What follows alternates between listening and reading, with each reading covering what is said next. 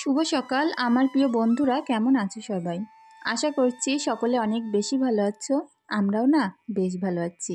ভারতের ছোট্ট একটি গ্রাম থেকে আমি রূপা, ব্লগার রূপা চ্যানেলে সকলকে স্বাগত জানিয়ে আজকের ব্লগটি শুরু করছি। ঘুম থেকে উঠে পুকুরে বাসন মাজতে চলে এসেছি। আর পুকুরের পানিতে মাছেদের যে খাবার দেওয়া হয়েছে, চাল থেকে যে কুড়ো বার হয় না, সেই কুড়ো তো পানিতে একটু একটু ভাসছিল, সেগুলো একটু সরিয়ে দিলাম, দিয়ে বাসনগুলো ধুয়ে নিচ্ছি। আর কুড়ো জিনিসটা কিন্তু অনেকটাই ভালো একটা জিনিস, যেটা মাছেদেরকেও খেতে দেওয়া যায়, আবার হাঁস মুরগিরাও খায়। তো যাই হোক, এদিকে দেখো বাসন কটা মেজে নিলাম। আর তারপরে কিছুটা জামা কাপড় আমি আগেই মাখিয়ে রেখেছিলাম। আর এগুলো হাজব্যান্ডের জামা কাপড়, প্রচুর নোংরা। ও যেহেতু বাইরে বাইরে কাজ করে, তো সেই কারণে জামা কাপড় প্রচণ্ড নোংরা হয়। তো প্রত্যেক দিন এরকমভাবে কেচে দিতে হয়। তো এগুলো আমি বিকালে করেই কাচ্ছি। তো কাল বিকালে না প্রচণ্ড গরম লাগছিল, কোনো কাজই আর ভালো লাগছিল না। তো সেই কারণে ভাবলাম সকাল সকাল ওগুলো একেবারে কেচে পরিপাটি করে দিই। আর তার সঙ্গে মেয়ের তো দুটো একটা জামা প্যান্ট থাকবেই।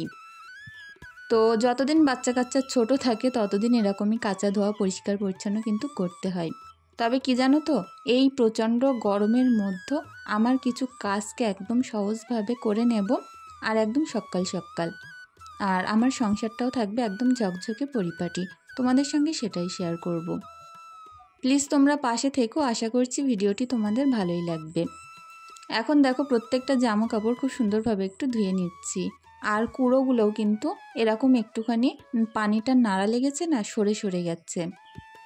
তো যাই হোক, অনেক বড় পুকুর, তো সেই কারণে খাবার দিলে এক কোনায় পড়ে থাকে, বেশি দূর যায় না। আর প্রত্যেক দিন ভোর ভোর উঠবো, তবুও কাজ করতে করতে রোদ্দুর কিন্তু চলেই আসে। এই যে গরমের টাইমে যে কত তাড়াতাড়ি রোদ্দুর আসে কি বলবো। এই রোদ্দুরটা যদি শীতের সময় তাড়াতাড়ি আসতো কত ভালো হতো বলো তো। তো বিলপাড়ে চলে আসলাম। আর এখানটায় আগে একটা কাঁথা রয়েছে, তো সেটাকে মেলে দেব। তারপরে যে জামা কাপড়গুলো কেচেছি না, সেগুলো এনে মেলে দেব। তো চারিদিকটা শুধু সবুজ আর সবুজ। আর এখানে কিন্তু কাজ করতে প্রচণ্ড ভালো লাগে। সকালের টাইমটা এতটাই গরম লাগে কি বলবো, তবে মাঝে মধ্যে একটু হাওয়া লাগে। আর বিকাল থেকে আমাদের এখানে মনে হয় প্রচণ্ড জোরে ঝড় উঠেছে, এতটাই হাওয়া হয়। তো বিকালে না আমাদের এই যে সামনের চাতালগুলোই লোকজন পুরো ভর্তি হয়ে বসে থাকে, সবাই গল্পগুজব করে। তো অনেক ভালো লাগে। গ্রামে একটা জিনিস কি জানো তো, যে আশেপাশের মানুষ বিকাল হলে কিন্তু কাজকর্ম করে সবাই এক জায়গায় হয়ে গল্প করে। সবাই ছোট ছোট বাচ্চা নিয়ে এসে মাঠে ছেড়ে দেয়, খেলা করে আর বসে বসে গল্প করে। আমারও মাঝে মধ্যে যাওয়া হয়, সব দিন হয় না, কারণ কাজের পরিমাণ এতটাই, সেইভাবে আর বাইরে বেরোনো হয় না। এদিকে সংসারের কাজ, ওদিকে দোকান, এদিকে বাচ্চা কাচ্চা, ভিডিওর কাজ আছে। তো সবটা মিলে অনেকটাই একটু পরিশ্রম হয়ে যায়, তো সেই কারণে। আর গরমে উনুনে রান্না করতে তো প্রচণ্ড কষ্ট। যারা হয়তো উনুনে রান্না করো তারা জানো যে এই গরমে কত কষ্ট। কিন্তু জানো তো, শীতের সময় কিন্তু খুব ভালো লাগে, যে গরম গরমে একটা আভাস পাওয়া যায়, তার জন্যই। তো যাই হোক, এখন ঘরে চলে আসলাম, খাটপত্রগুলো সুন্দর করে গুছিয়ে নেব। আর ওই ঘরে সিমরানকে পড়াচ্ছি, এক্ষুনি ছুটিও হয়ে যাবে। তো ওর পড়াটা ছুটি দিয়ে দিলে তারপরে ঈশাকে নিয়ে আবার একটু খিচুড়ি স্কুলে যাব। তো যেহেতু আইসিডিএস স্কুলে বাচ্চাবেলা থেকেই নিয়ে যাওয়া যায়, তো আমাদের কিন্তু ঘরের সামনেই স্কুল। এখন যেহেতু ঈশার প্রায় 3 বছর পুরে এই 2 মাস মতো হয়েছে, তো সেই কারণে ভাবছি একটু একটু স্কুলে নিয়ে যাব, যাতে করে কিছু কিছু অন্তত শেখে স্কুলে ভর্তি করার পর আর কোনো রকম অসুবিধা না হয়। বাইরে চলে আসলাম, দেখো কিছুটা জামা কাপড় এখানে আমি রাতে মেলে দিয়েছিলাম, সেগুলো সবটাই শুকিয়ে মসমস করছে। তো ওগুলো ঘরে রেখে আসলাম। আর এখন আমার ফুল গাছগুলো সুন্দর করে একটু পানি দিয়ে নেব। তো এখানে ফুল গাছ এখন বেশি নেই, বেশিরভাগটা ইন্দু প্ল্যান্টই আছে। আর একটা আছে বড় ড্রাগন গাছ, যেটা আমার ওই বাড়িতে বাবার বাড়িতে ছিল। একটা ছোট্ট ডাল এনে আমি পুঁতেছিলাম, এখন অনেক বড় হয়ে গেছে। তো সব গাছগুলো একটু একটু পানি দিয়ে নিচ্ছি। আর আমি জানো তো প্রায় 2-3 বার করে এদেরকে পানি দিয়ে থাকি, কারণ এই যে গরমের সময় আমাদের কত কষ্ট হয় বলো তো পানির কারণে, তো সেই কারণে। তো যাই হোক, ওই দিকটা করে এসে এখন এই ঘরটায় আসবো। সিমরানকে পড়ানো হয়ে গেছে, ছুটি দিয়ে চলে গেছে ওর আন্টি। তো এবার এই খাটটাগুলো গুছিয়ে নেব। আর বাচ্চা মানুষ কিন্তু বই একদমই কম না, অনেক পরিমাণে বই। আর প্রত্যেক দিন কিন্তু পড়াতে গেলে অনেকটা করেই ওর বই লাগে। চারিদিক ছড়িয়ে ছিটিয়ে থাকে, সেগুলো গুছিয়ে ঠিকমতো তুলে না রাখতে পারলে ঈশা যেই মুহূর্তেই ঘরে ঢুকবে সবটাই নষ্ট করে ফেলে। ঈশা তো প্রচণ্ড পরিমাণে ছটফটে, কোনো জিনিসই ঠিকঠাক রাখতে দেয় না, তবুও চেষ্টা করি সবটা একটু গুছিয়ে পরিপাটি করে রাখতে। তো এই যে বিছনাটা পেতে রেখেছি অনেকটাই কিন্তু সুবিধা হয়েছে, কারণ কি বলতো, বিছনার চাদর আর কেচে ধুয়ে আমি আর উঠতে পারছি না। এদিকে দেখো বাবু কিন্তু বসে পড়েছে স্কুলে যাবে বলে, কি আনন্দ। আর ও না স্কুলে গিয়ে ওর যে দিদিমণি যেমনভাবে পড়ায় ও ঠিক সেইভাবে পড়ে। তো আমাকে আগের দিন ডেকে বলছিল যে তোমার মেয়ের আমার খুব পছন্দ, কারণ আমি যেটাই জিজ্ঞাসা করি উত্তর দেয় সাথে সাথে, আর সেই সঙ্গে পড়া বলার সঙ্গে সঙ্গেই জোরে জোরে পড়া বলে। তো যাই হোক, ওই কারণে ভাবছি আগ্রহ যখন আছে দিয়ে আসি। আর যেহেতু বাড়ির সামনে দিয়ে কিন্তু আমি বাড়ির কাজও করতে পারবো। আর সিমরানের যেহেতু পড়ার ছুটি হয়ে যাচ্ছে, সিমরান ঈশাকে নিয়ে বসে থাকবে। তো এখন একটু টিপ পরিয়ে দিলাম, কাজল দিয়ে দিলাম। আর আমাদের এখানে না ঈশাকে যদি টিপ না পরিয়ে বাইরে বের করি, তো যে বড় মানুষরা আছে অনেক বকাবকি করে যে বাচ্চাটাকে টিপ না দিয়ে কখনোই বার করবে না। তো অনেকে হয়তো আমাকে নিষেধ করো যে বাচ্চা মানুষ টিপ দিয়ে দিবে না কপালে, কিন্তু আমাদের এখানে যদি টিপ না পরিয়ে বাইরে বার করায় তো বউরা অনেকরাই বকাবকি করে যে ছোট বাচ্চা যতদিন থাকবে এরকমভাবে টিপ পরিয়েই বাইরে বের করবা। তো যাই হোক, আমাকে এখন দেখাচ্ছিল যে এইভাবে নমস্কার করে ঢুকতে হয় স্কুলের ভিতরে, আর ম্যাডামকে বলতে হয়। তো যাই হোক, ঈশার আমি নিয়ে যাব, তার আগে ভাবলাম ঘরটাকে একটু ঝাড়ু দিয়ে নিই। তো আমার মেয়ে তো প্রচণ্ড আনন্দ করছে, আর দেখো টিফিন কৌটো হাতে নিয়ে ঘুরে বেড়াচ্ছে কখন স্কুলে নিয়ে যাব। তো আমি একটু এদিক সেদিক জিনিসপত্র হয়েছিল সেগুলো জায়গা মতো গুছিয়ে রাখছি, আর তারপরেই ঝাড়ু দেব। প্রত্যেক দিন ঝাড়ু দিতে গেলে মনে হয় 8-10টা বোতল এদিক ওদিক হয়ে পড়ে থাকে। আর ছোট্ট একটা নুনের কৌটো মতো ডিব্বা ছিল, তো সেটাকে একটু সাইড করে রাখলাম। আর এখন ঝাড়ু দেওয়া হয়ে গেলে ঈশাকে নিয়ে খানিকক্ষণ স্কুলে থাকবো, 1 ঘন্টা মতো। ছুটি দিলে বাড়িতে এসে আবার উনুনে রান্নাও করব। তো এইভাবে কিছু কিছু টিপস ফলো করে আমরা সকালের কাজগুলো কিন্তু অনেক তাড়াতাড়ি করে নিতে পারি, আর তারপরে রান্নাটাও সকাল সকাল সারতে পারি। এখন বাজে কারেক্ট 8টার সময় নিয়ে যাব, 9টার দিকে ছুটি দিয়ে দেবে, আর তখন 9:10-15 আমি আবার রান্নাটা বসিয়ে দেব। তো ঈশাকে স্কুলে নিয়ে গেছিলাম, নিয়ে ওকে নিয়ে আবার বাড়িতে আসলাম। খিচুড়ি দিয়েছে স্কুল থেকে, আর ডিম সিদ্ধ দিয়েছে।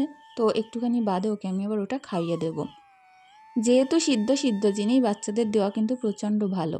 আর বাড়িতে এসে আগে ভাবলাম ভাতটা বসিয়ে দিই, আর প্রেশার কুকারে একটুখানি গ্যাসে আমি ডিম, আলু, সয়াবিন এগুলো সিদ্ধ বসিয়েছি।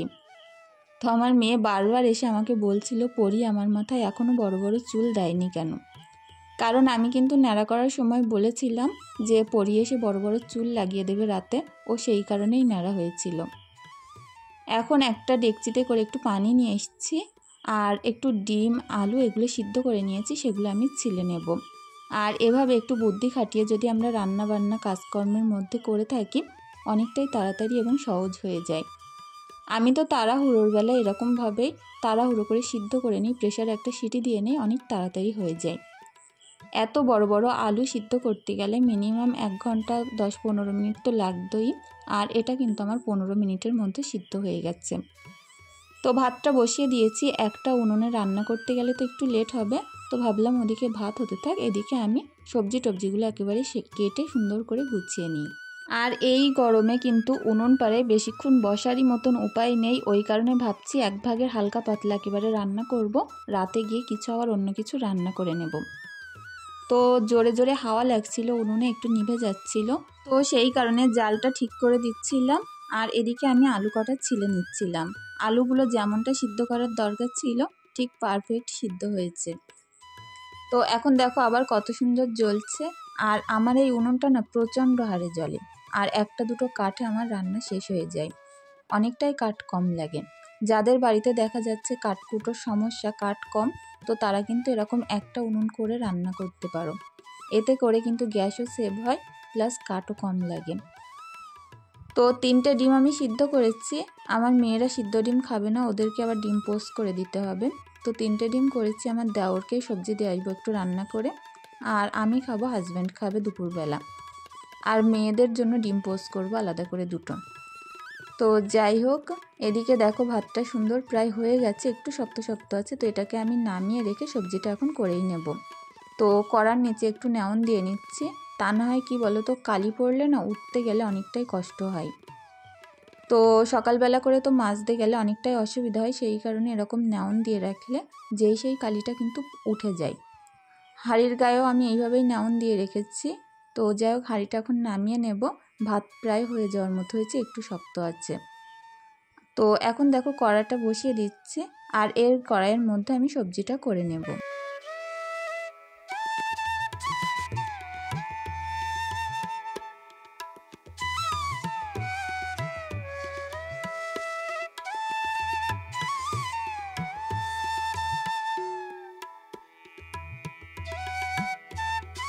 তো এই প্রচণ্ড গরমে এখন রান্নায় বেশিরভাগ দিন আমি রিফাইন তেল ব্যবহার করার চেষ্টা করছি, আর সরিষার তেলটা আমরা এখন একটু কমই খাচ্ছি। এখন দেখো সিদ্ধ ডিমগুলো হালকা করে ভেজে নিয়েছি, যেহেতু খুব বেশি ভাজা ডিম ভালো লাগে না। আর এখানে অনেক বড় সাইজের একটা পেঁয়াজ কুচি আর 3টে কাঁচা লঙ্কা দিয়েছি। এটা দিয়ে সুন্দর করে ভাজা ভাজা করে একটু আদা রসুন বাটা দিচ্ছি। তো এটা দিয়ে আরও সুন্দরভাবে ভাজা করে নেব, আর তারপর এর ভিতর যে মশলাগুলো অ্যাড করা সেগুলো আমি করে দেব। তো লঙ্কার গুঁড়ো দিয়েছি, নুন দিয়েছি, একটু হলুদ দিচ্ছি। এগুলো দিয়ে আরও সুন্দরভাবে একটু ভাজা ভাজা করে কিন্তু সয়াবিনগুলো আমি তুলে দেব। আর সয়াবিনগুলো প্রচণ্ড বড় বড় ছিল, জানি না ক্যামেরায় কতটা বড় লাগছে, কিন্তু অনেকটাই বড় ছিল। আর যেহেতু সিদ্ধ করে নিয়েছি আরও একটু বড় হয়ে গেছে। সয়াবিনটা না এমনি রান্না করার থেকে সিদ্ধ করে রান্না করলে আরও বেশি ভালো লাগে আর বেশ নরম হয়। তো এটা আমি অনেকক্ষণ ভাজা ভাজা করে নিয়ে তারপরে সিদ্ধ আলুগুলো এইভাবে ভেঙে দিচ্ছি। সয়াবিন আলু হয়তো আমরা অনেকে আলু কেটে দিয়ে করে থাকি, এইভাবে একবার সিদ্ধ আলু দিয়ে করে দেখবে, দ্বিগুণ স্বাদ হবে এর। আমার তো বেশ ভালো লাগে, আর ঝোলটা যেহেতু একটু মাখো মাখো টাইপের হয় সেই কারণে কিন্তু খেতে আরও ভালো লাগে। তো কাল আমি ভিডিও দিতে পারিনি, আমি জানি আমার অনেক বন্ধুরা আমার উপরে রাগ করে আছো আমি ভিডিও দেয়নি বলে। কি জানো তো, গরমে উনুনে রান্না করা, আবার সেই ভিডিওটা দিনের মধ্যে এডিট করে শেষ করা, পরের দিন আপলোড করা, অনেকটা এখন চাপের হয়ে যাচ্ছে। তো আলুটা ভাজা ভাজা হয়ে এসছে, এর মধ্যে একটু মিট মশলা, একটু তেজপাতা, শুকনো লঙ্কা আর গোলমরিচ এইগুলো দিয়ে একটুখানি আবার কষিয়ে নেব, তারপরেই কিন্তু আমি ঝোল দিয়ে নেব। তো যাই হোক, এইভাবে একই পর্যায়ে করে দেখবে, অনেকটাই ভালো লাগে। আর এখন কি বলতো, প্রচণ্ড গরম, মাঝে মধ্যে একটু গ্যাসে রান্না করতে হবে, মাঝে মধ্যে উনুনে, তা না হয় আমি হয়তো পেরে উঠবো না, প্রচণ্ড গরম লাগছে। তো যাই হোক, এখন ঝোলটা একটু পাতলা পাতলা করব। তো এই যে সবজিটা খেতে কিন্তু অসাধারণ হয়, তোমরা অবশ্যই বাড়ি একবার ট্রাই করো। যেদিন বাড়িতে মাছ মাংস না থাকবে এরকমভাবে করে দেখো, বেশ ভালো লাগবে। আর লাস্টে একটুখানি ম্যাগি মশলা, এই মশলাটা যে এত দারুণ কি বলবো, সবজির স্বাদ যেন পুরোটাই পাল্টে দেয়। তো যাই হোক, এটা একটু ফুটিয়ে নেব সুন্দর করে, তারপরে ডিমগুলো দিয়ে আর একটু ফুটিয়ে গরম মশলার গুঁড়ো দেব, তারপরে নামিয়ে নেব। মানিক মণ্ডল প্রোফাইল থেকে বোন বলেছিলে ফার্স্ট লাইক এবং ফার্স্ট কমেন্ট করলাম আপু, অনেক অনেক ধন্যবাদ বোন, যে সবার প্রথম এরকম সুন্দর একটা কমেন্ট করার জন্য। ফ্যান্সি লাইভ প্রোফাইল থেকে বোন বলেছ লাইক দিয়ে ভিডিও দেখা শুরু করলাম, অনেক অনেক ধন্যবাদ বোন।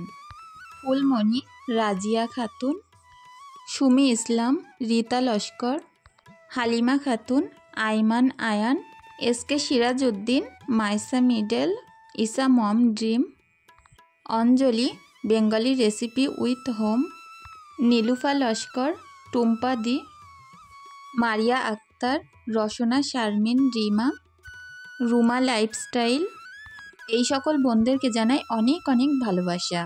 তো সকাল 10টার মধ্যে রান্না করেছিলাম, আর কোনো কিছুই তোমাদের সাথে শেয়ার করা হয়নি। তো সন্ধ্যাবেলা বসে বসে এখন মাছ ধরছিলাম, যেহেতু বিলের পাড়ে প্রচণ্ড হাওয়া, তো এখানে বসেছিলাম। তো ভাবলাম চলো ছিপ ফেলে দেখি মাছ ওঠে কি। তো এই অন্ধকারেই না টপ টপ করে মাছ উঠছিল বিল থেকে। তো 5টা মতো মাছ আমি ধরেছিলাম, আর এগুলো রাতেই সুন্দর করে ঝোল করে খাওয়া হবে। তো ভালো লাগে জানো তো, বাড়ির জিনিস কিন্তু একটু আলাদা রকম স্বাদ হয়। আর তেলাপিয়া মাছটা আমার অতটা ভালো লাগে না, তবে এই রকম সাইজের মাছ কিন্তু বাড়ির মাছ প্রচুর স্বাদ হয়। মাছটা ধরতে গিয়ে হাত ফসকে নিচেই পড়ে গেছিল, অনেক কষ্ট করে তুললাম। এরকমভাবে 5 মিনিট অন্তর অন্তর একটা করে মাছ উঠছিল। তো ভাবলাম বেশি ধরে কি করব বলো তো, বেশি ধরলে খাওয়ার লোক হবে না। তো ওই কারণে 5টা থাক, রাতে 5টা ঝোল করব। যেহেতু নিজেদের পুকুর, যখন ইচ্ছে মনে করলে ধরতে পারবো। তো তো সেই কারণে 4-5টা ধরে নিয়ে আমি ঘরে চলে গেছিলাম। ওগুলো বাছা-কোটা করে রাতেই ঝোল করে নিয়েছিলাম। তো বন্ধুরা, আজকের ভিডিওটি এখানেই শেষ করব। সকলে অনেক ভালো থেকো, সুস্থ থেকো। আমাদের জন্য একটু দোয়া ভালোবাসা রেখে যেও। তোমাদের জন্যও না আমার তরফ থেকে অনেক ভালোবাসা রইল। তো এখন মাছগুলো দেখো যেমন সুন্দর জ্যান্ত, পুরো চকচক করছে, আর খেতে কিন্তু বেশ দুর্দান্ত হয়েছিল। আমার একটু জ্যান্ত মাছের ঝোল প্রচণ্ড পছন্দ। তো আজকের ভিডিওটি এখানেই শেষ করছি। সকলে অনেক ভালো থেকো।